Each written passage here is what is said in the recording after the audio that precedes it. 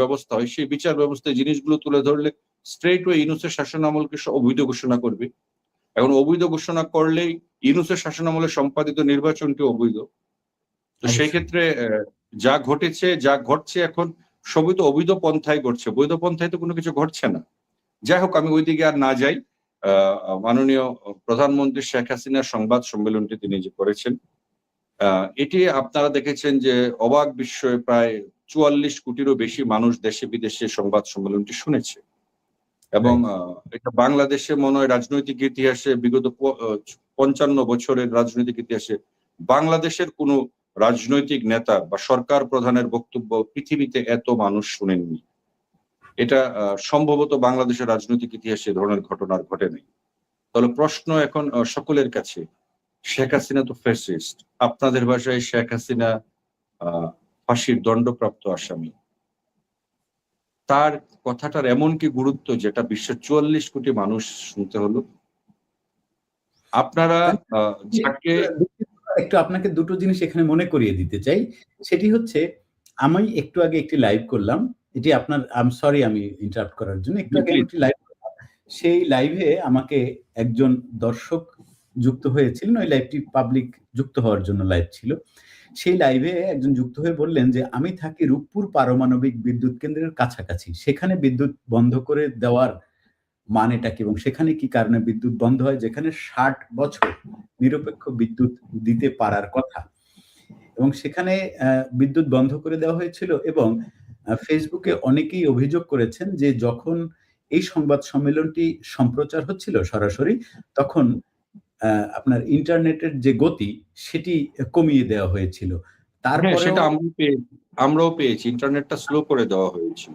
জি, জি, এই তথ্যটি কি আপনাকে দেওয়ার ছিল? জি, জি, এটা এই দুর্ভোগে আমরাও পড়েছিলাম, ইন্টারনেট স্লো করে দেওয়া হয়েছিল। এখন স্বাভাবিকভাবে একটা প্রশ্ন জাগে যে আপনারা এখন যাকে ফ্যাসিস্ট বলছেন, যাকে খুনি বলছেন, যাকে বাংলাদেশে ফিরতে দিবেন না, যাকে ইন্টারপোলের রেড অ্যালার্ট দিয়ে ধরে আনবেন, যাকে এয়ারপোর্টে নামলে ওখান থেকে ধরে নিয়ে ফাঁসিতে ঝুলাই দিবেন, তার কথা শোনার জন্য ৪৪ কোটি মানুষ পাগল হয়ে গেল? তাহলে ৪৪ কোটি মানুষের কি মস্তিষ্ক বিকৃতি ঘটেছে, না এই ৪৪ কোটি মানুষ আপনাদেরকে প্রত্যাখ্যান করেছে? নাকি ৪৪ কোটি মানুষ সবাই ফ্যাসিস্ট? এবং আরো একটি বিষয় যেটি ফেসবুকে স্ক্রিনশট আকারে ভাইরাল হয়েছে, নিশ্চয়ই এটি আপনার চোখে পড়েছে।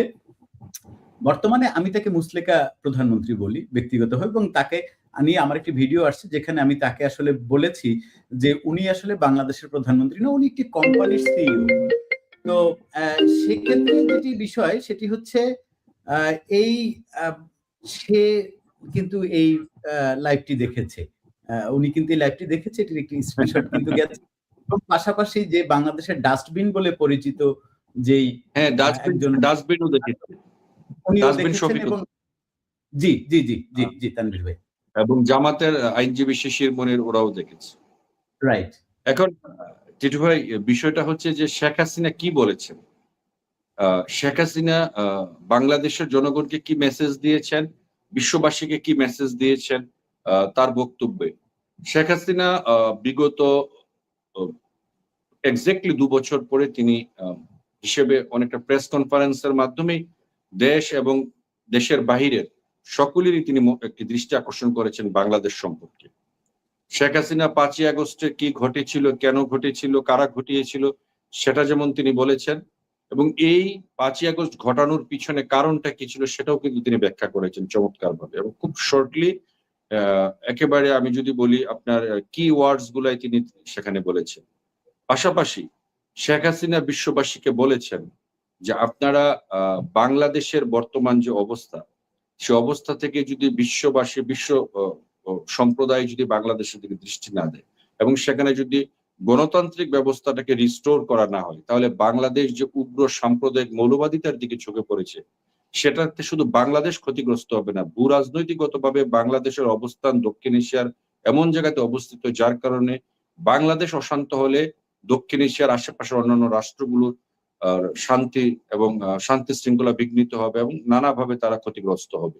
এবং যার কারণে এই গণতান্ত্রিক পরিবেশটাকে রিস্টোর করার জন্য তিনি কিন্তু সবচেয়ে যে বিষয়টির প্রতি তিনি দৃষ্টি আকর্ষণ, সেটা হচ্ছে রিকনসিলিয়েশন। এবং এই রিকনসিলিয়েশনটা এখন বলার পরে এবং শেখ হাসিনা এই কথাগুলো বলার পরে তিনি কিন্তু বলটি সম্পূর্ণ এখন বিএনপির কোর্টে, বা বিএনপি বা 2024-এর 5ই আগস্ট যারা সংগঠিত করেছে যে রাজনৈতিক অপশক্তি, তাদের দিকে তিনি বলটা ঠেলে দিয়েছেন। এখন এই বলটিকে তারা কিভাবে খেলে সেটা হচ্ছে বিষয়। এখন সমস্যা হচ্ছে কি, ওই দলে তো আপনার সব রোনাল্ডো, এখন ওই দলে হচ্ছে সব রোনালদো। এখন রোনালদোরা বল পেলে এখন কোন দিকে গোল করবে সেটা কিন্তু ঠিক নেই। এখন গোল যে ওরা নিজের জালে করছে সেটা কিন্তু ওরা বুঝতে পারছে না, যার কারণে এদের এক একজনের স্টেটমেন্ট এক এক রকম। এবং এরা অনেকটা, এই যে সালাউদ্দিন থেকে শুরু করে যারা যারা কথা বলছেন, তারা সকলেই একটা জিনিস নিশ্চিত হয়েছেন যে শেখ হাসিনার এই বক্তব্যটি নিছক একটি প্রেস কনফারেন্স ছিল না। এবং এই প্রেস কনফারেন্সটিতে আন্তর্জাতিক মহল যেভাবে রিয়েকশন দেখিয়েছে, যেভাবে আন্তর্জাতিক মহলের দৃষ্টিটা যেভাবে তিনি কেড়ে নিয়েছেন অনেকটা, বাংলাদেশের 55 বছরের রাজনৈতিক ইতিহাসে কোনো রাজনৈতিক নেতা এতভাবে অ্যাড্রেসড হয়নি ইন্টারন্যাশনাল মিডিয়া দ্বারা। এটা হলো বাংলাদেশের রাজনৈতিক ইতিহাসের একমাত্র ব্যক্তি শেখ হাসিনা, যাকে আন্তর্জাতিক ভাবে 200টারও বেশি, প্রায় 250-র মতো সংবাদপত্র সব দেশের মিলে তাকে কোট করেছে যে শেখ হাসিনা ইজ সামথিং। এবং সবচেয়ে মিরাকেল যে বিষয়টা টিটু ভাই, বিশ্বের একমাত্র প্রধানমন্ত্রী যার ফাঁসির দায়ে দণ্ডপ্রাপ্ত আসামি, যাকে মৃত্যুদণ্ড দেওয়া হয়েছে, তিনি বিশ্ব মিডিয়ার দৃষ্টি আকর্ষণ করে একটা কথাই বলেছেন যে আমি আমার দেশের মানুষকে বিশ্বাস করি, আমি আমার দেশের মানুষকে ভালোবাসি, আমি আমার দেশে ফিরতে চাই। আমার যদি মৃত্যু হয়, তারা যদি আমাকে, আমি জানি আমার মৃত্যু হতে পারে, আমাকে ফাঁসি দিতে পারে, আমাকে জেলখানায় বন্দী করতে পারে, তবু বাংলাদেশের বিগত 2 বছরের যে অবস্থায় বাংলাদেশ দেশের মানুষের যে অবস্থা, সে অবস্থায় আমি আর বসে থাকতে পারি না। বিশ্ববাসী জাস্ট এই একটা বিষয়ের উপরে তারা নজর দিয়েছে যে একজন মানুষের দণ্ড হয়েছে, সে ফাঁসির দণ্ডপ্রাপ্ত আসামি, তিনি বলে তিনি দেশে যাবেন, তিনি ফাঁসির রশি উনি গলায় পড়তে চান দেশের মানুষের জন্য। এই যে সাহস, এই যে বিশ্ববাসীকে তিনি জানান দিলেন, যে তার এই কথার মাধ্যমে তিনি প্রমাণ করে দিলেন যে শেখ হাসিনা যদি অপরাধ করে থাকতেন, তিনি যদি সত্যিকার অর্থে অপরাধের সাথে তিনি যুক্ত থাকতেন, তাহলে তিনি কখনো বাংলাদেশে ফিরতে চাইতেন না। আপনারা জানেন যে বাংলাদেশের জাস্ট পরে পরে সিরিয়াতে বাশার আল আসাদকে কিন্তু সরকার উৎখাত করা হয়েছে। এটাও প্রায় অলমোস্ট 2 বছরের কাছাকাছি পর্যায়ে চলে গেছে। বাশার আল আসাদ কি আজ পর্যন্ত মিডিয়াতে কোনো একদিন কথা বলেছে? বাশার আল আসাদ কি তার দেশে ফেরার জন্য এমন কোনো কিছু করেছে? বাশার আল আসাদের পক্ষে নেতাকর্মীরা কি সিরিয়াতে মিছিল মিটিং করেছে? না না না, খুব ভালো একটি উদাহরণ আপনি। তাহলে এই যে সিনারিওটা, পাশাপাশি কিন্তু দুটি ঘটনা, বাশার আল আসাদ পাচ্ছি না, সেটি হচ্ছে বাশার আল আসাদের জনগণ এবং তার বিরুদ্ধে যারা আন্দোলন করেছে, তারা অনেকে আমার খুব ঘনিষ্ঠ বন্ধু, মানে একেবারে বেশি ঘনিষ্ঠ বন্ধু। যে শহর দারা বলে, যে শহরটি, যে শহর থেকে আন্দোলনের মূল সূত্রপাত হয়েছে, সেই শহরের একেবারে অনেক নেতা নেত্রীর সাথে কিন্তু আমার একেবারে চা কফি খাওয়ার সম্পর্ক। আমি এটি জানি। আপনি খুব চমৎকার একটি মিল আপনি কিন্তু দেখিয়েছেন তানভীর ভাই। তানভীর ভাই, আমি একটু এখানে একটি প্রসঙ্গ আসি, যখন আপনি বললেন যে শেখ হাসিনা কি কি বলেছেন বক্তব্যে, যে যা যা বলেছেন, আমার ধারণা যে আমরা যাকে গফুর বলে চিনি বা ফ্রড মাজার বলে যে পরিচিত হয়েছে, যার নাম একসময় ছিল ফরহাদ মাজার, তার একটি পডকাস্ট আমার ধারণা আপনি দেখেছেন। জি, শুনেছি।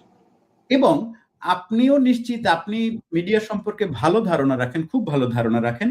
আমিও যেহেতু মিডিয়ায় কাজ করেছি, আমি দুজনেই বোধহয় শিওর যে এটি ওই যে শেখ হাসিনার যে আপনার অর্থাৎ উনি যে প্রেস কনফারেন্সটা করলেন, এই পডকাস্টে কিন্তু তার আগে ধারণ করা, আগে ধারণ করা। তো এই যে উনি যে বললেন, শেখ হাসিনা যে শুরু থেকে একটা জিনিসই হচ্ছে গিয়ে বুঝিয়ে এসেছে বাংলাদেশের মানুষকে, বারবার বলে বলে বলে বলে মুখে ফেনা তুলে ফেলেছেন, আমি এই শব্দটা ব্যবহার করব, যে এটি কমপ্লিটলি একটি আমেরিকার একটি চক্রান্ত, এবং সেটি আমরা অনেকেই তখন বলেছি। তখন কিন্তু আমাদের, মানে এখন ল্যাঙ্গুয়েজ, মুখের ভাষা খারাপ করতে হয়, তখন হয়তো পারলে আমাদের রাস্তায় ফেলায় আমাদেরকে নারী পুরুষ নির্বিশেষে সবাইকে ধর্ষণ করতো এই জামাতি গংরা। কিন্তু আজকে যখন তাদের তাত্ত্বিক পিতা যখন এই কথাটি বলল, আপনার কি মনে হয় এই কথা কি আসলে বাংলাদেশের মানুষের রাজনীতিতে কোনো ধরনের প্রভাব ফেলতে পারে বলে আপনার মনে হয় কিনা? দেখেন টিটু ভাই, এই যে যারা 24-এর আপনি 5ই এই কথা আগস্ট, কেনই বা হঠাৎ করে বলতে গেলেন? এটাও একটি প্রশ্ন, হ্যাঁ, কিন্তু উনি তো শুরু থেকে জানতেন। 24-এর 5ই আগস্টের যারা কুশীলব বলেন, আমাদের গ্রাম দেশের কথা একটা প্রবাদ আছে যে হুটকার সাক্ষী হুটকা দেয়। হুটকা মানে গ্রাম দেশে আমাদের এটার ল্যাঙ্গুয়েজ হচ্ছে বেলুনকে হুটকা বলে আরকি গ্রামীণ ভাষা। তো হুটকার সাক্ষী নাকি হুটকাই দেয়। এখন এই বেলুনের সাক্ষী বেলুনরাই দিচ্ছে। এটা হচ্ছে প্রকৃতির। আপনি জানেন যখন আপনার নরমাল আদালত বা নরমাল বিচার ব্যবস্থা যখন প্রহসনে পরিণত হয়, তখন ওই নেচার অফ জাস্টিস বলে যে কথাটি আছে, যে সত্য কখনো আড়াল করা যায় না। সত্যকে কখনো আপনি বেশিদিন দাবায়ে রাখতে পারবেন না।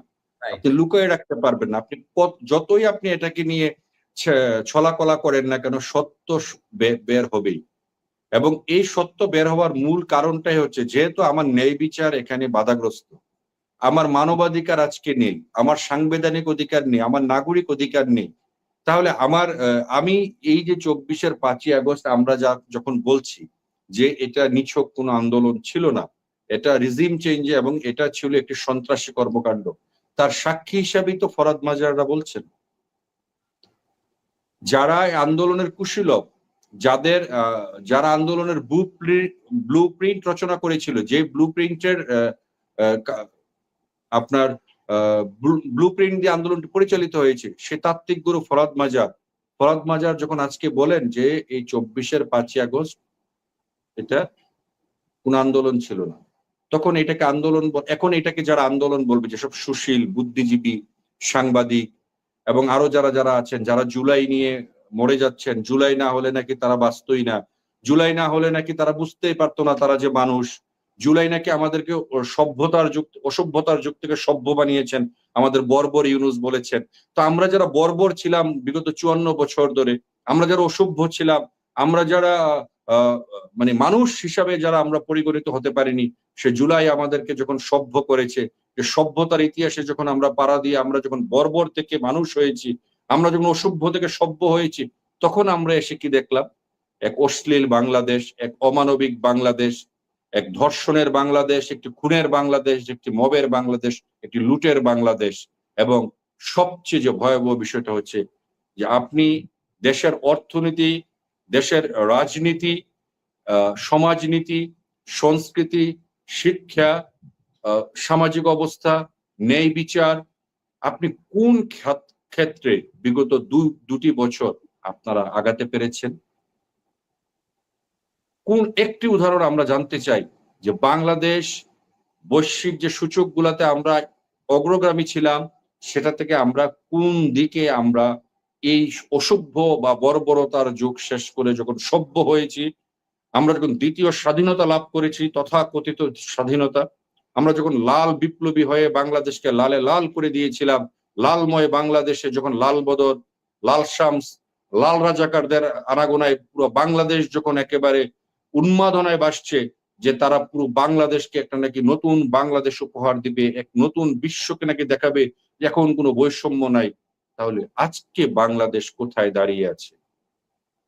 আজকে এই প্রশ্নটা যারা জুলাই সংঘটিত করেছে তাদের কাছে আমরা করতে চাই, আপনারা আমাদেরকে আসলে কি দিলেন? এই প্রশ্ন এখন শেখ হাসিনাও করতে পারেন যে তাকে যে অপবাদ দিয়ে, যে কারণে তাকে উৎখাত করার এই ষড়যন্ত্রটি পরিচালিত হলো, প্লটটি পরিচালিত হলো, বাংলাদেশ সেনাবাহিনী যার বিরুদ্ধে গিয়ে এই কাজটি করেছে, সেনাবাহিনীর কাছে আমার প্রশ্ন, 2026-এ গণতন্ত্রের কোন সবকে নির্বাচনটি সহি নির্বাচন করেছেন? আপনি তো এখন ইসলামের বিশিষ্ট আলেম হয়েছেন, আপনি তো এখন ইসলামিক চিন্তা ভাবনায় নাকি সেনাবাহিনীকে গড়বেন। আপনি এখন মানে কি জানি বলেছেন, বেদাত থেকে আপনি এখন আদাত বা আদবে ফিরে আসবেন। তাহলে জনাব জেনারেল ওয়াকার, বীর বিক্রম, পীরে কামেল, আল্লাহ হযরত সৈয়দ উলাম্মা উরুফে রাজাকার, বাংলাদেশে 2026-এর সেই নির্বাচনটি ইতিহাসের কোন ভাষায়, ইসলামের কোন ভাষায় সেটি সহি নির্বাচন করেছেন? এখানে গণতন্ত্রের কোন জিনিস আপনি সমুন্নত করেছেন? এর উত্তর কি আপনি জনাব সেনাপ্রধান আপনি কি দিবেন? আমি সেনাবাহিনীর সকল সদস্যদের, যদি আমার লাইভটি একজন সেনাবাহিনীর সদস্য দেখে থাকেন, আপনাদেরকে জিজ্ঞাসা করতে চাই যে দেশের মানুষের করের টাকায় আপনারা আপনাদের জীবিকা নির্বাহ করেন, আপনার পিতামাতার ভরণ পোষণ, আপনার সন্তানের ভরণ পোষণ করেন। 18 কোটি মানুষের সাথে বেইমানি করতে একবার বুকটা কাঁপিনি? একবার আপনাদের আপনাদের বিবেক, আপনাদের তো বুদ্ধি হাঁটুর নিচে, একবারও কি আপনাদের কি মনে হয়নি যে আপনারা যে 5 ওয়াক্ত নামাজ পড়েন, আল্লাহর কথা বলেন, ধর্মের কথা বলেন, দেশের কথা বলেন, একবারও মনে হয়নি যে দেশের বিরুদ্ধে বেইমানি করছেন? একবারও কি মনে হয়নি এই দেশটিকে আপনারা অরক্ষিত করে দিচ্ছেন? একবারও কি বিবেক জাগ্রত হয়নি যে আপনারা যখন এদেশের মানুষের বিরুদ্ধে গিয়ে, আপনারা এদেশের একটি সাংবিধানিক সরকারের বিরুদ্ধে গিয়ে আপনারা এদেশের লুটেরাকে, দেশ বিরোধী চক্রকে, মৌলবাদী শ্রেণীকে, এবং যারা বাংলাদেশকে বিগত সময়ে টানা 5 বার শীর্ষ চ্যাম্পিয়ন করেছিল, যারা দুর্নীতিগ্রস্ত দেশ হিসেবে বিশ্বের বুকে আমাদেরকে পরিচিত করেছিল, যারা বাংলাদেশকে একটি জঙ্গিবাদের রাষ্ট্রে পরিণত করেছিল, তাদের পক্ষে কাজ করতে, এটাকে আপনাদের বিবেককে একবারও জাগ্রত হয়নি? এই সেনাবাহিনীর সদস্যদের আরেকটি কথা বলি টিটু ভাই, 1 মিনিট। আপনাদের বিগত 16 বছরে বাংলাদেশের এলিট ক্লাস শ্রেণীর নাগরিক হিসেবে শেখ হাসিনা আপনাদেরকে ট্রিট করেছে। আপনাদের সন্তানদের প্রাথমিক বিদ্যালয় থেকে বিশ্ববিদ্যালয় পর্যন্ত করে দিয়েছে।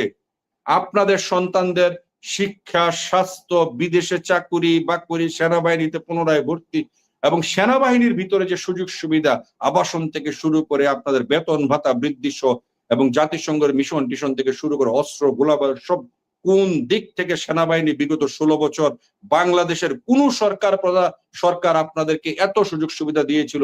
একটু কি বলবেন? যে মানুষটি আপনাদের জন্য এত কিছু করলো,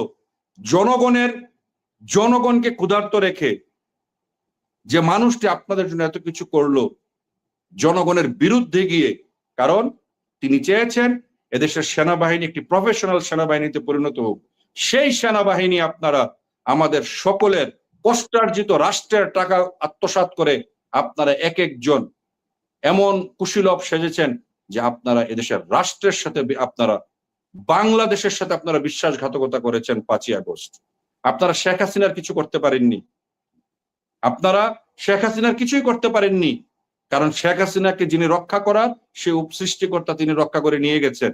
আপনারা সেনাবাহিনীরা রক্ষা করতে পারেননি। আপনারা এদেশের স্বাধীনতা সার্বভৌমত্বের বুকে লাথি মেরেছেন, এদেশের জনগণের বুকে আপনারা গুলি চালিয়েছেন। আপনারা সেনাবাহিনী, আপনাদের বিবেক যদি থেকে থাকে এখনো, আপনারা যদি নিজেদেরকে মানুষ হিসাবে নিজেদেরকে পরিচয় দেন, এবং আপনারা তো অনেকেই ইসলাম ধর্মের অনেক কিছু বিশ্বাস করেন, যদি শেষ বিচারকে বিশ্বাস করেন, কি জবাব দিবেন সৃষ্টিকর্তার কাছে গিয়ে সেদিন? কি জবাব দিবেন? ওই জবাবটুকু দেওয়ার সক্ষমতা আপনাদের সেনাবাহিনীর কোন সদস্যের কি আছে কিনা? আয়নার সামনে দাঁড়িয়ে একবার নিজেরা প্রশ্ন করে দেখবেন যে কত বড় বিশ্বাসঘাতকতা একটি রাষ্ট্রের সাথে, এদেশের 18 কোটি মানুষের সাথে আপনারা করেছেন। তানভীর ভাই, আপনার কাছে সরাসরি একজন একটি প্রশ্ন করেছেন। এই প্রশ্নটি জবাব যদি আপনার জানা থাকে তাহলে আপনি একটু দিবেন। তবে ওনার এই প্রশ্নটি আমার কাছে খুব একটি প্রাসঙ্গিক মনে হচ্ছে না, যেহেতু প্রশ্নটি আপনার কাছে করেছেন, আমি প্রশ্নটি তুলে ধরলাম। উনি লিখেছেন, তানভীর ভাই দয়া করে উত্তর দিবেন, সরকার যদি পাসপোর্ট, ট্রাভেল পাস, বিমান নামতে না দেয় তাহলে কিভাবে ফিরবেন নেত্রী? যদি আপনি এই বিষয়ে কিছু বলতে চান, আর না হলে আপনি স্কিপ করে অন্য জায়গায়। দেখেন, শেখ হাসিনা বাংলাদেশে যখন আসবেন তার পাসপোর্ট তো বাতিল করা হয়েছে। ভারত আগেই ঘোষণা দিয়েছে, আপনারা জানেন, তাকে ট্রাভেল পাস তিনি তাকে দিবেন। এখন তার বিমান নামতে নাও দিতে পারে, এটা ইটস ট্রু। সরকার যখন জানবেন যে এই বিমানকে ল্যান্ডিং পারমিশন দিবেন না, হয়তো বিমান ল্যান্ডিং পারমিশন চাইবে, ঘুরবে, যেহেতু তার সাথে আন্তর্জাতিক মিডিয়া থাকবে এবং অনেক মানুষজন থাকবে, তখন এটা বিশ্ব মিডিয়াতে এটা একটা প্রেসার আলটিমেটলি তাদের ক্রিয়েট হবে। অথবা ধরেন তিনি ল্যান্ড বাউন্ডারির যে কোনো একটা ল্যান্ড বাউন্ডারিতে তিনি আসতে পারেন। আমাদের অনেকগুলো, আপনারা জানেন যে সীমান্ত রয়েছে ভারতের সাথে, যে কোনো সীমান্ত অঞ্চল দিয়ে তিনি আসতে পারেন। তবে আমরা অপেক্ষা করি যে আমাদের মাননীয় প্রধানমন্ত্রী তিনি কোন জায়গা দিয়ে আসবেন, কিভাবে আসবেন, সে প্ল্যান তো তিনি অবশ্যই দিবেন। তখন তো বোঝা যাবে সরকারের মতিগতি, কারণ তারা তো ওনাকে ফাঁসিতে ঝুলাতে চাচ্ছেন। তো যেহেতু হ্যাঁ, ওনাকে ফাঁসিতে ঝুলাতে যাচ্ছেন এবং উনি যেহেতু ফাঁসির দড়ি পড়তে নিজেই আসছেন যে আমি প্রস্তুত, তোমরা ফাঁসির মঞ্চ তৈরি করো, আমি ফাঁসির দড়ি গলায় নিব, তাহলে তিনি তো আসতে চান। তখন জনগণ, এদেশের মানুষ এই প্রতারকদেরকে ধরবে। এরা যে প্রতারক, এরা যে মুনাফেক, এরা যে ভণ্ড, এটা প্রমাণ হয়ে যাবে, এবং অলরেডি প্রমাণ শুরু হয়েছে। যেমন আজকে সালাউদ্দিন কি গতকালকে বলেছে শেখ হাসিনা কে? তো কথায় আছে না টিটু ভাই, লেজ নাই কুত্তার বাগানাম। হুম। তো ওর মতো সালাউদ্দিন শেখ হাসিনাকে চিনে না। তো ওর সালাউদ্দিনের শেখ হাসিনা চিনা না চিনা দিয়ে শেখ হাসিনার কিছু যায় আসে না। একদম যখন আজকে আবার এই সালাউদ্দিন বলছে কি ফেসিস্টকে পুনর্বাসন করা যাবে না। কেন? ফেসিস্টের প্রত্যাবর্তন করতে দেওয়া যাবে না কেন রে ভাই? ভয় পাইছো? তাহলে লবণের আগে দা নিয়ে খাইয়ে ফেলো, সরি দায়ের আগে লবণ নিয়ে খাইয়ে ফেলো। আমরা তো ওই গ্রাম দেশে শুনতাম না, ভয় পেলে আপনার দায়ের আগাই নাকি একবারে ইয়েতে নাকি একটু লবণ নিয়ে খেয়ে ফেলে আর কি। এই জন্য বলি যে লবণের আগায় দা নাও, নাহলে দায়ের আগায় লবণ নাও, নিয়ে খেয়ে ফেলো। সালাউদ্দিন ভাইয়া ভয় পাইও না। গতকালকে যাকে তুমি চিনোই নাই, আজকে বললা যে প্রত্যাবর্তন করতে দেওয়া যাবে না কেন? তো জাতি তো শুনেন, জাতি এইসব ধোঁকাবাজদের চরিত্র তো দেখে ফেলেছে। তারা ইসলামের নামে ধোঁকাবাজি করে, তারা আল্লাহরে কয়েকবার বেচে, জান্নাতরে বেচে, নবীরে বেচে। তাদের বেচার তো প্রোডাক্টের তো অভাব নাই, তাদের সব প্রোডাক্ট আছে। তাদের ধর্ষণের প্রোডাক্ট আছে, বলাৎকারের প্রোডাক্ট আছে, জান্নাতের প্রোডাক্ট আছে, তাদের 36 জোড়া হুরের প্রোডাক্ট আছে, সব প্রোডাক্ট আছে। কিন্তু তাদের কাছে একটা প্রোডাক্ট নাই, সেটা হচ্ছে কি দেশপ্রেম। তাদের কাছে একটি ভাষা নাই যেটি বলবে যে আমি দেশের জন্য, মানুষের জন্য এই কাজটি করেছি। এই কথা বলার তাদের কোনো রাজনৈতিক ভাষা নাই, এদের কোনো প্রিভিয়াস এক্সাম্পল নেই যেটা জাতিকে বলবে যে আমরা যখন সরকারি ছিলাম, আমরা জামাত তো অলওয়েজ বিএনপির সাথে সরকারি ছিল, যত কথাই বলি না কেন, 91তেও ছিল, 2001 থেকে 2006 ছিল, জামাত তো অলওয়েজ বিএনপির সাথেই এখনো আছে। তো এই তাদের আমি 91 থেকে যদি এখন পর্যন্ত ধরি 36 বছরের ঘর সংসার, এই 36 বছরের ঘর সংসারে তো 3 বার রাষ্ট্র ক্ষমতা, আরেকবার 1 মাসের জন্য ছিল। তো এই 36 মানে 4 বার রাষ্ট্র ক্ষমতায় একটি কাজের উদাহরণ তারা দিতে পারবে না যেটা বাংলাদেশের কল্যাণে, বাংলাদেশের জনগণের কল্যাণে তারা করেছে। তো যেহেতু তাদের সেলিং প্রোডাক্ট নাই ওইটা, তো তাদের প্রোডাক্ট কি? আওয়ামী লীগের নামে মিথ্যা কথা বলো, ধর্মের ব্যবসা করো, তারপরে কিনা বলে ইন্ডিয়ার বিরোধিতা করো, এগুলোই তো করবে। আপনি ধর্মের আশ্রয় কখন নেয় মানুষ? আপনার যখন সমস্ত রাস্তা বন্ধ, আপনার যখন বিবেক যুক্তি সবকিছু থেকে আপনি আর পারছেন না, তখন আপনার তো বাঁচার একটাই জায়গা, সেটা হলো কি ধর্ম। আপনার শেষ আশ্রয়স্থল হলো ধর্ম, এবং ওই ধর্মের আশ্রয়স্থল কারা নেয়? ভণ্ডরা, প্রতারকরা, মুনাফেকরা। যার কারণে এই ওয়াকারের মতো একটা প্রতারক ধর্মের আশ্রয়তে চলে গিয়েছে, জামাতের মতো মুনাফেকরা ধর্মের আশ্রয়ে চলে গিয়েছে, বাকি রয়েছে আমাদের বাংলাদেশ জাতীয়তাবাদী দল বিএনপি। তারাও দুদিন পরে ধর্মের আশ্রয়ে চলে যাবে, ঠিক না? তারাও ধর্মের আশ্রয়ে যাবে, কারণ তারা তখন লুটপাটে ব্যস্ত, যা পাচ্ছে তা খেয়ে নিচ্ছে। লুটপাট করার সময় তো ধর্মের কথা বলা যাবে না, তখন তো আবার অনেক সমস্যা হয়ে যাবে। যে যখন লুটপাটে ব্যস্ত, লুটপাট শেষ হওয়ার পরে তারাও চলে যাবে ধর্মের আস্তানায়। তাহলে দেখেন, এই যে এদের সকলের রাজনৈতিক চরিত্রকে এক জায়গায় গিয়ে ঠেকাচ্ছে, এবং তারা কিন্তু সকলেই একেবারে স্বীকৃত ভণ্ড, প্রতারক, মুনাফেক। এনসিপি, জামাত, বিএনপি এবং আরো যারা যারা আছে রাজনীতি করছে, তাহলে তাদের এই যে ধর্মের ইয়েতে আঁচলে আশ্রয় নেওয়া ছাড়া তাদের আর কোনো রাজনৈতিক দর্শন বাংলাদেশে নেই। তারা কিন্তু অনেক কথা বলে টিটু ভাই, অনেক কিছুর উদাহরণ দেয়। সাবেক প্রধান আওয়ামী লীগ সরকারের সময় যে 560টা মডেল মসজিদ হয়েছে সারা বাংলাদেশে, 560টা মডেল মসজিদ শেখ হাসিনা করেছেন। এই মডেল মসজিদ গুলা থেকে আওয়ামী লীগের লোকজন নামাজ পড়ে না? এই মডেল মসজিদের ইমাম গুলা সব আওয়ামী লীগের ছিল না? এই মডেল মসজিদের মানে জামাত, এনসিপি বা বিএনপির লোকজন যায় না এখন? কোনটা? তো তাদের ভাষায় যেমন জান্নাতের কথা ছিল যে আপনি যদি একটি ইট বানান তাহলে আপনার জন্য জান্নাতে নাকি 7টি ঘর তৈরি হয়ে যাবে। তো শেখ হাসিনা তো 560টা বানাই গেছে, ওনার জন্য কত লাখ ঘর তৈরি হবে? তখন বলবে কি জানেন, উনি কি ওনার বাপের টাকায় করছে না নিজের টাকায় করছে? পদ্মা সেতুর কথাও যদি বলেন, ওটা কি ওনার বাপের টাকায় করছে না নিজের টাকায় করছে? তো এখন তাদেরকে বলি, বাবা তোমাদের কিনা বলে বিপ্লবের আপনার কিনা বলে কোটি কোটি সমর্থকের ভালোবাসার মানুষ, শান্তির আমাদের প্রফেসর ইউনুস, তিনি তো বাংলাদেশে 18 মাস ছিলেন, তো তিনি তো একটা তোমাদের জন্য পাবলিক টয়লেট বানাতে পারেন নাই, তাই না? কিন্তু তাও মনে একটা তার আখের তো সে গুছিয়ে নিয়েছে। হ্যাঁ, তার আগে কিন্তু সে গুছিয়ে নিয়েছে। আজকে বিএনপির 6 মাস হলো ক্ষমতায় এসেছে। ওই বিএনপি তো 6 মাসে জনগণের জন্য খাল কাটা ছাড়া, খাল কেটে টাকা লোপাট ছাড়া, আর ভাইয়ার কার্ড ব্যবসা ছাড়া জাতি আর কি পেয়েছে? যে কার্ড ব্যবসা এবং খাল কাটা, যেটা দিয়ে তারা তাদের পকেট ভরেছে, এই দুই কাহিনী ছাড়া আসলে জনগণ কি পেয়েছে গত 6 মাসে, সেটা কি আমরা জানতে পারি? বিদ্যুতের অভাবে বাংলাদেশের 7টি সার কারখানা বন্ধ। এক বস্তা ইউরিয়া সারের দাম হয়েছে 2500 টাকা। তাহলে কৃষক উৎপাদনটা করবে কোন দিক থেকে? ডিজেল সংকটে, সার সংকটে। এই বিএনপি শাসনামলে 2001 থেকে 2006 বিদ্যুতের জন্য মানুষকে, কৃষককে গুলি করে হত্যা করা হয়েছে। সারের দাবিতে আন্দোলনরত কৃষককে গুলি করে হত্যা করা হয়েছে। ক্ষমা চাইতে হবে কাকে? শেখ হাসিনাকে। কেন? তিনি ফ্যাসিস্ট।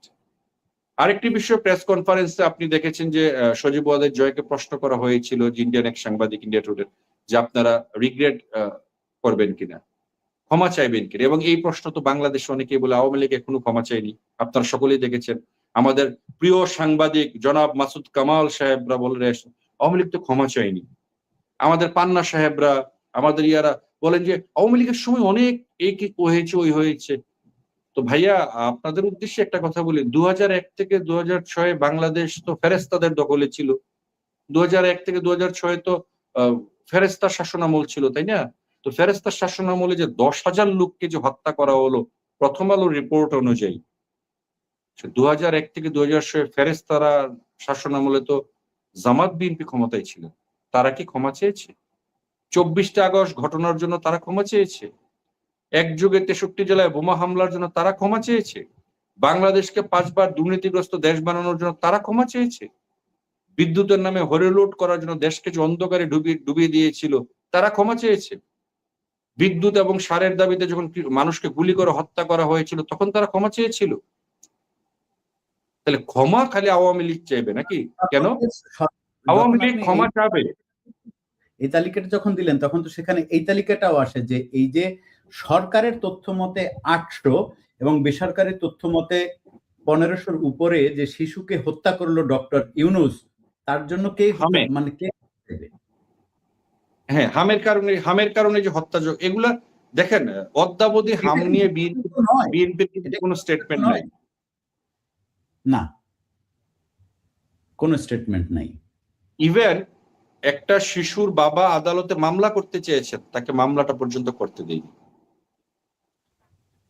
তাহলে সজীব ওয়াজেদ জয় যে উত্তরটি তিনি দিয়েছেন, যে আপনারা এক পক্ষকে হত্যার জন্য ইনডেমনিটি দিলেন, আর আরেক পক্ষকে বলছেন যারা হত্যাকাণ্ডের শিকার হলো এবং যাদের সবচেয়ে বেশি মানুষ তাদের মারা গেল, তাদেরকে বলছেন ক্ষমা চাইতে। তাহলে এটা কেমন দেখায়? এখন দেখেন 2024-এর এই যে মেটিকুলাস আন্দোলন ছিল এবং তার প্রমাণ, শেখ হাসিনাকে যখন হত্যাকাণ্ডগুলো সংগঠিত হলো, আপনারা জানেন যে আবু সাইদের হত্যার পরে তিনি কিন্তু বিচার বিভাগীয় তদন্ত কমিশন তিনি গঠন করেছিলেন, তাই না? তখন তিনি জাতিসংঘের ইনভেস্টিগেশনও তিনি দাবি করেছেন যে আপনারা জাতিসংঘ থেকেও যদি কেউ হত্যাকাণ্ডের ইনভেস্টিগেশন করতে আসতে চায়, আমরা তাকে ওয়েলকাম জানাবো। তখনকার সরকার প্রধানের বক্তব্য যদি আপনারা দেখেন, তাহলে আপনারা তখন পরবর্তীতে যখন জান্নাতি সরকাররা ক্ষমতায় এসেছেন, আপনারা কেন বিচার বিভাগীয় তদন্ত কমিশনটি আপনারা বাতিল করলেন? আপনারা কেন যারা হত্যাকাণ্ডের শিকার হয়েছে তাদের পোস্টমর্টেম করলেন না? আপনারা কেন করা হয় সেজন্য কিন্তু সার্জিস আলম সহ অনেকে কিন্তু মব করেছে এবং মবের হুমকি দিয়েছে। হ্যাঁ, এবং পোস্টমর্টম এবং ফরেনসিক যখন ডেড বডি উঠাতে গেছে তখন কিন্তু তারা মব করেছে। এবং আরো বড় মবের হুমকি দিয়েছে, এটা নিশ্চয়ই আপনার মনে আছে। Right, right. এবং যখন হত্যাকাণ্ড লাশগুলোকে ময়নাতদন্তের বিষয় আসলো, তখন তো আপনারা এই কাজটি করেছেন। আপনি হত্যাকাণ্ডের রায় কিভাবে দিলেন যে একজন মানুষ কিভাবে মারা গেল সেটার প্রকৃত কারণ উদ্ঘাটন না করে? আপনি কিসের বিচারক রে ভাই? আপনি যদি আমারে বলেন যে আদালত অবমাননা হয়ে যাবে এটা বললে, তো আপনি তো বটতলার বিচারক। এবং আপনি আপনি তো নিশ্চয়ই প্রসিকিউটরের ওই বক্তব্যটি নিশ্চয়ই আপনি দেখেছেন, আমি শতভাগ হ্যাঁ, নিশ্চিত। উনি বলেছেন যে আবু সাঈদের মাথায় গুলি করছে, গুলি করার ফলে আগুন ধরে গেছে। মানে এটাও আমাদেরকে শুনতে হচ্ছে, মাথায় গুলি করার ফলে আগুন ধরে যায়।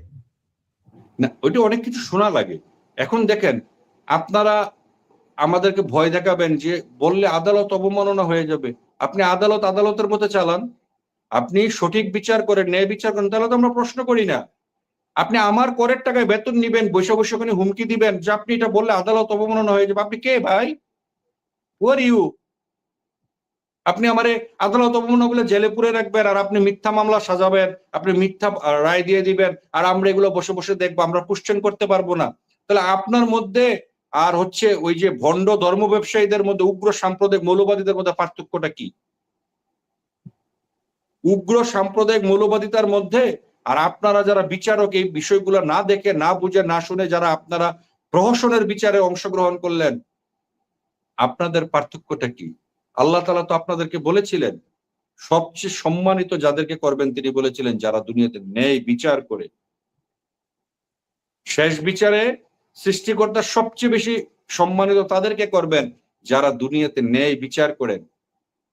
দাড়ি টুপি রেখেছেন, মাশাআল্লাহ, ৫ ওয়াক্ত নামাজ পড়েন, পীরে কামেল এক একজন, ধর্মের দোহাই দিয়ে ভরাই ফেলতেছেন। কি জবাব দিবেন? ওখানে গিয়ে ন্যায় বিচার করেছিলেন? এইটাই যখন ন্যায় বললেন, বিচার করেছিলেন? এই কথাটি তো বলতেই হবে, এই কথাটি প্রাসঙ্গিক হয় খুব।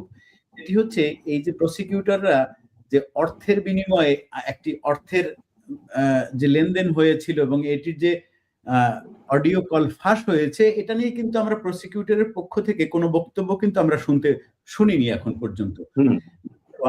নাম্বার 2 হলো, আপনি একটা জিনিস খুব ভালো করে জানেন যে এরা প্রত্যেকে কিন্তু সরাসরি জামাতের সাথে জড়িত। মানে এমন না যে এটি কোনোভাবে লুকায়িত কোনো বিষয় না, আর কি। টিটু ভাই দেখেন, সবচেয়ে প্রহসনটা কোথায়?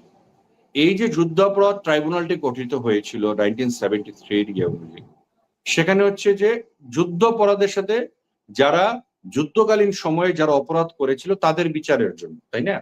হুম, হুম, হুম, ওকে, হুম। ভালো কথা। এবং ওই আদালতে যারা যুদ্ধাপরাধীদের পক্ষে যেসব আইনজীবীরা ছিলেন, তারা এসে কি হলো, এই 24 জুলাই সন্ত্রাসের পরে তারা এসে হয়ে গেলেন সরকারি আইনজীবী। আর যারা যারা 24 বিচার করেছেন তাদেরকে বানাই দিচ্ছেন যুদ্ধাপরাধী। তাহলে আমাদের মুসলমানরা তো অনেক কিছু বললে মাইন্ড করে, কারণ আমি নিজেও মুসলিম, অনেক কিছু বলতেও পারি না। বলেন যে নবী তো সব বলে গেছিলেন যে আখিরি জামানায় এই ঘটবে ওই ঘটবে, নাকি হাদিস আছে, নবী নাকি বলছেন। তাহলে আমাদের হুমায়ুন আজাদ সাহেব যখন বলেছিলেন যে এই দেশে একবার এই দেশে এমন সময় আসবে মুক্তিযুদ্ধ জন্য কারণে মুক্তিযোদ্ধাদেরকে বিচারের কাঠগড়ায় দাঁড় করাতে হবে, বলেছিলেন না? বলেছিলেন, বলেছিলেন এবং পাশাপাশি আমরা কিন্তু এটি দেখেছিও যে মুক্তিযোদ্ধার কবরে আগুন দেওয়া হয়েছে। এই জিনিসটি হ্যাঁ, নিশ্চয়ই আপনি জানেন। এবং উনি তো নবী না। হুমায়ুন আজাদ সাহেব ছিল শিক্ষক, আমাদের প্রফেসর হুমায়ুন আজাদ স্যার তো নবী ছিলেন না, কিন্তু তিনি বলেছেন কথাগুলো। আমাদের প্রয়াত সাবেক সাধারণ সম্পাদক সৈয়দ আশরাফ ভাই 2012 সালে আওয়ামী লীগের একটি মিটিং এ তিনি বলেছিলেন যে আওয়ামী লীগের শত্রু বিএনপি না, আওয়ামী লীগের শত্রু জামাতও না। তিনি বলেছিলেন যে আওয়ামী লীগের শত্রু হবে যে প্রজন্মটা বেড়ে উঠছে, সে প্রজন্মটাকে যদি আমরা সঠিকভাবে মূল্যায়িত করতে না পারি, সে প্রজন্মকে যদি আমরা সঠিকভাবে আমাদের রাজনৈতিক দর্শন, মুক্তিযুদ্ধের আদর্শে অনুপ্রাণিত প্রজন্ম হিসেবে গড়ে তুলতে না পারি, তাদেরকে মোকাবেলা করতে হবে। কথাটা 2012 সালে সৈয়দ আশরাফ ভাই বলে গিয়েছিলেন। আমরা আজকে জেনজি প্রজন্মের নামে যাদেরকে আমরা মোকাবেলা করছি, তারা কারা? তারা কারা? এই যে তারা তো নবী ছিলেন না, কিন্তু তাদের রাজনৈতিক প্রজ্ঞা, মেধা, চিন্তাশীল মানুষ, দেশপ্রেমিক মানুষ, তারা বলে গিয়েছিলেন এই দেশে এই ঘটবে। সৈয়দ আশরাফ ভাই তার নেতা কর্মীদের ডেকে নিয়ে গিয়েছিলেন। আমাকে একজন তৃণমূলের কর্মী আমাকে কথা বলছিলেন গতকালকে। তিনি বললেন আশরাফ ভাই যখন তার ওয়াইফ মারা যায়, মারা যাওয়ার পরে তিনি তাদেরকে 10-15 জনকে কিশোরগঞ্জের সকলে তাদেরকে ডেকে নিয়েছিলেন। আশরাফ ভাই তখন তাদেরকে বলেছিলেন, তোমাদেরকে এমন একটা সময় মোকাবেলা করতে হবে, আওয়ামী লীগের দুর্দিন আসবে, তোমরা কি তখন আওয়ামী লীগের সাথে থাকবা? তখন সবাই বলছে হ্যাঁ আমরা থাকবো। আশরাফ ভাই বলে, আমার কথা না শুনে জবাব দিও না, আমি কথাটা বলে যাই, ওই কথা পুরো কথাটা শুনে জবাব দাও। তোমাদেরকে মৃত্যুর মুখোমুখি হতে হবে, তোমাদেরকে হত্যা করা হবে, তোমরা যারা মেয়েরা আছো, নারীরা আছো, তোমাদেরকে ধর্ষণ করা হবে, তোমাদের সন্তানদের হত্যা করা হবে, তোমাদের ঘর বাড়ি জ্বালিয়ে দেওয়া হবে। সেই দুঃসময় আওয়ামী লীগের আসবে, সেই সময় কি তোমরা শেখ হাসিনার পক্ষে ঢাল হয়ে দাঁড়াবা? আপনি বলেন যে কতটুকু দূরদর্শী রাজনৈতিক নেতৃত্ব Syed Ashraf. Definitely, no doubt about it. এবং আমি যে কথাগুলো তিনি মৃত্যুর আগে তার নেতা কর্মীদের ডেকে তিনি বলেছিলেন, সে কথাগুলোর কি একটার কোনো কিছুর ব্যত্যয় ঘটেছে বাংলাদেশে? না, একটা কথার ব্যত্যয় ঘটেনি টিটু ভাই। বাংলাদেশ আওয়ামী লীগ, মুক্তিযুদ্ধের পক্ষের রাজনৈতিক দল, সব ঠিক আছে, আমরা মানি, আপনারা সবকিছু করেন, একবার হইলো মূল্যায়ন করেন যে 24-এর 5ই আগস্ট কেন ঘটেছে, কারণ অনুসন্ধান করবেন। বিনীত অনুরোধ, এই দলটি যদি বিপদে পড়ে, পুরো বাংলাদেশ বিপদে পড়ে, এটা বারবার প্রমাণিত হয়েছে।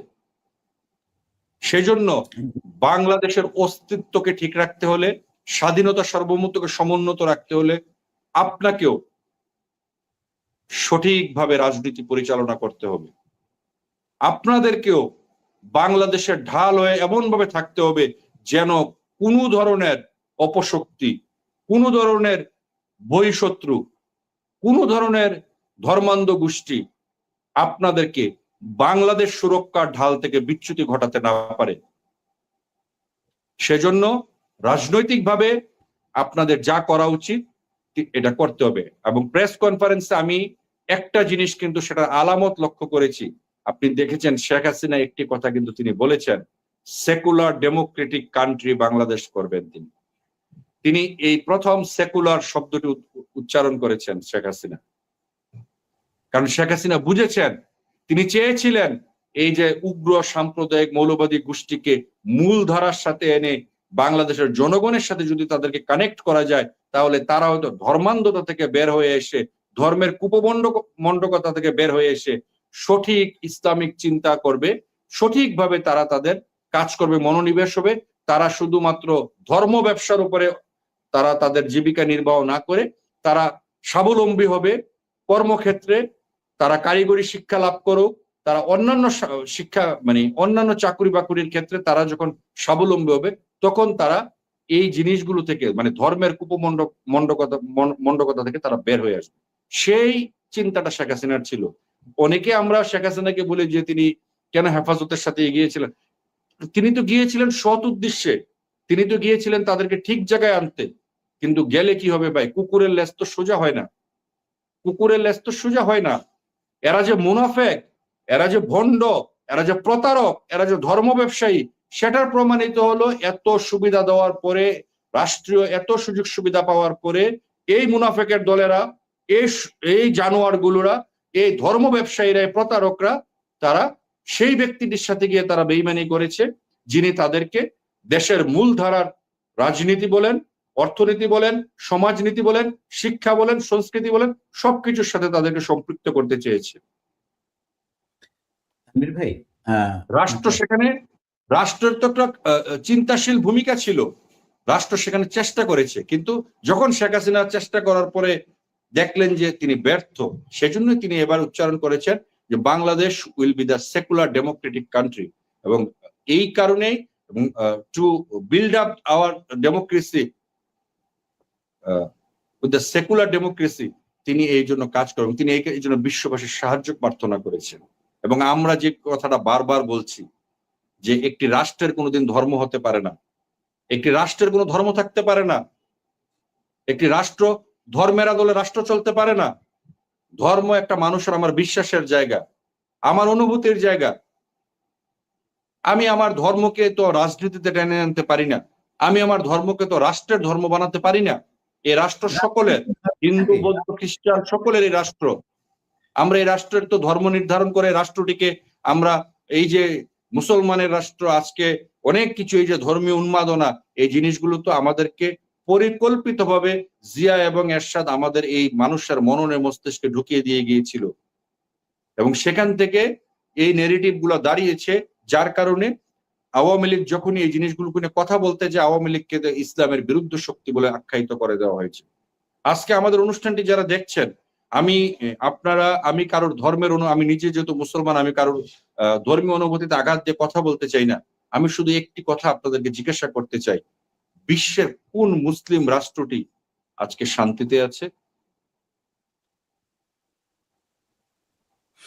খুব ভালো একটি প্রশ্ন কোন করেছেন। মুসলিম রাষ্ট্রটি আজকে শান্তিতে আছে? কেন শান্তিতে নাই আপনারা? কেন মুসলিম রাষ্ট্রগুলোর মধ্যে হানাহানি, মারামারি এত বেশি, এত বিভেদ কেন বেশি? এই প্রশ্নগুলোর উত্তর খোঁজার চেষ্টা করবেন। আপনারা যখন ধর্মকে আপনারা রাষ্ট্রের ইয়েতে এনে ঢাল হিসাবে ব্যবহার করেন, তখন রাষ্ট্র আর রাষ্ট্র থাকে না, রাষ্ট্র তখন নাশকতাতে পরিণত হয়েছে। আপনাদের নাশকতার ভান্ডারে পরিণত হয়েছে রাষ্ট্র। আজকে ভারতের সাথে আমাদের সম্পর্ক খারাপ করেছেন একমাত্র ধর্মের কারণে, অন্য কোনো কারণ নাই এখানে। একমাত্র ধর্মীয় কারণ, এখানে অন্য কোনো কারণ নাই। আপনারা ভারত, আমি 94 এর কথাও যদি আমি বলি, 94-এও যখন আমরা আমার বাড়ি একেবারে ইন্ডিয়ার খুব কাছাকাছি, প্রায় আমার বাড়ি থেকে ইন্ডিয়া 1 কিলোমিটারের কম দূরত্ব, তখন আমরা এই পার ওপার যখন যাতায়াত করতাম, আমাদের ওখানে কোনো কাঁটাতার মাটাতার কিছুই ছিল না, কেউ জিজ্ঞেসও করতো না কে কোথায় যাচ্ছে, কে কোথায় আসছে, ওপেন ছিল এগুলা, তো ডাকও দিত না যে কি হচ্ছে। সেই সীমান্তটা যখন কাঁটাতারে কেন আবদ্ধ হলো, কি কারণে আবদ্ধ হলো, এর পিছনে কি আমাদের দায় নাই? আমাদের অপকর্ম জড়িত নাই? তাহলে আমরা সবসময় ভারতের দোষ দিচ্ছি, প্রতিবেশী হিসাবে তাদেরকে আমরা নানাভাবে দোষারোপ করছি। আমি তো আগে আমার চেহারাটা আয়নায় দেখবো যে আমি যে প্রতিবেশী হিসাবে তার সাথে প্রতিবেশী সুলভ আচরণ করছি কিনা, আমি তার প্রতিবেশী হিসাবে তার মান মর্যাদা আমি অক্ষুণ্ণ রাখছি কিনা, আমি তাকে নিয়ে তাদের ধর্মকে নিয়ে তাকে নিয়ে আমি এমন কোনো কথা বলছি কিনা যাতে করে তারা সেটাকে রিয়েক্ট করে। তেমনি ভারতকেও খেয়াল রাখতে হবে যে ভারত বাংলাদেশের বিরুদ্ধে প্রতিবেশীদের সাথে সেরকম কোনো আচরণ করছেন কিনা। যখন আপনি ভালো ব্যবহার দিবেন, in return you will get the good behaviour from your neighbours. এটা তো সম্পূর্ণ মানে, এবং আমাদের এই মুমিন মুসলমানদের তো পবিত্র ধর্মগ্রন্থে সেটা লেখা আছে যে তোমরা ভালো আচরণ করো সকলের সাথে। সেখানে বলা হয় নাই যে তোমরা শুধু মুসলমানদের সাথে ভালো আচরণ করো, সেখানে বলা হয়েছে তোমরা মানুষের সাথে ভালো আচরণ করো। এই দেশের মানুষ, আপনারা যখন নিজেদেরকে মানুষ না ভাবতে পারবেন, আপনারা যখন নিজেদেরকে মুসলিম ভাববেন, কেউ হিন্দু ভাববেন, কেউ খ্রিস্টান ভাববেন, কেউ বুদ্ধ ভাববেন, ততদিন পর্যন্ত এই দেশ আগাবে না। সকলকে অনুরোধ করব, আগে নিজেদেরকে মানুষ ভাবুন। সকলে অনুরোধ করব যে আল্লাহ বলেছেন কি, আল্লাহ বলেন নাই যে আমি আশরাফুল মাকলুকাত হিসেবে মুসলমানদেরকে সৃষ্টি করেছি। আল্লাহ কিন্তু বলেছেন যে আশরাফুল মাকলুকাত হিসেবে আমি মানব জাতিকে সৃষ্টি করেছি, মানুষকে সৃষ্টি করেছি। মানুষ বলতে তিনি মুসলমানদেরকে বুঝাননি, তিনি সমগ্র মানব জাতিকে বুঝিয়েছেন।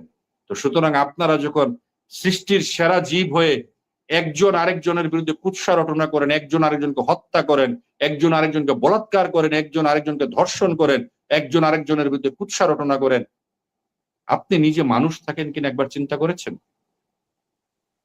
আপনি মুসলমানের দোহাই দেন? আপনি তো মানুষের কাতারেই নাই, আপনি তো আপনার মনুষ্যত্ব নাই, আপনার বিবেক অলরেডি আপনি যখন এই কাজগুলো করেন আপনি পশুতে পরিণত হন। আপনি পশুতে পরিণত হন, তাহলে আপনি যখন নিজে পশুতে পরিণত হন তখন আপনার আশ্রয়স্থল হয় ধর্ম। তখন আপনার আশ্রয়ের ঠিকানা হয় ধর্ম।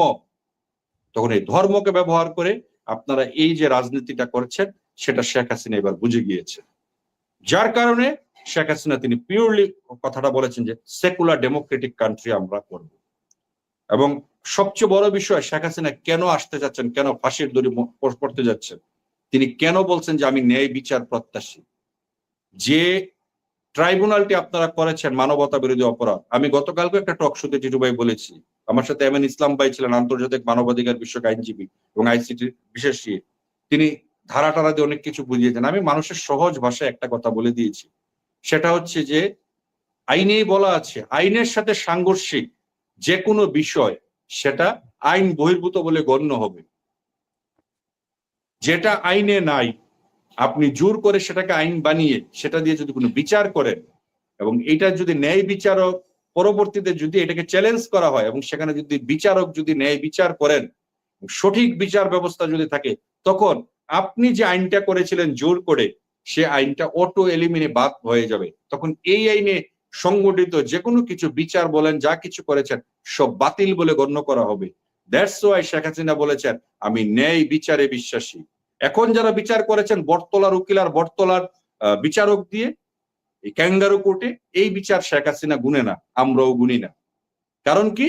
এটা মেকি, এটা ফারুকির সিনেমার মতো, ফারুকির নাটকের মতো আর মোল্লাদের বলাৎকারের মতো কাহিনী সাজানোর একটা বিচার। এই বিচার আমরা মানি না, আমরা ন্যায় বিচার চাই। আমরা শেখ হাসিনার সাথে সমস্ত আওয়ামী লীগের নেতাকর্মী যারা আসামি, যাদেরকে আপনারা আসামি করেছেন, যাদেরকে অপরাধী বানিয়েছেন, আমরা সকলেই আদালতে যাব আমরা ন্যায় বিচার পাওয়ার জন্য। এবং তখন আমরা বিশ্ব মিডিয়া সহ সকলের সামনে আমরা প্রশ্নগুলা করব, আপনি যে আইসিটি আদালতকে 18 থেকে 20 বার সংশোধন করেছেন রাষ্ট্রপতির এই দোহাই নামে, সেটাকে আপনারা পারেন? আপনাদের অন্তর্বর্তী সরকারের কি সেই ম্যান্ডেট দেওয়া ছিল যে আপনি আন্তর্জাতিক অপরাধ ট্রাইব্যুনালের আইন পরিবর্তন করবেন? উত্তর না। তাহলে আপনারা করেছেন, অতএব এটা বাদ, বিস্তার নতুন করে করুন। আমাদেরকে, জাতিকে আপনারা বোকা বানিয়েছেন, জাতি বোকা হয়েছিল আপনাদের কারণে।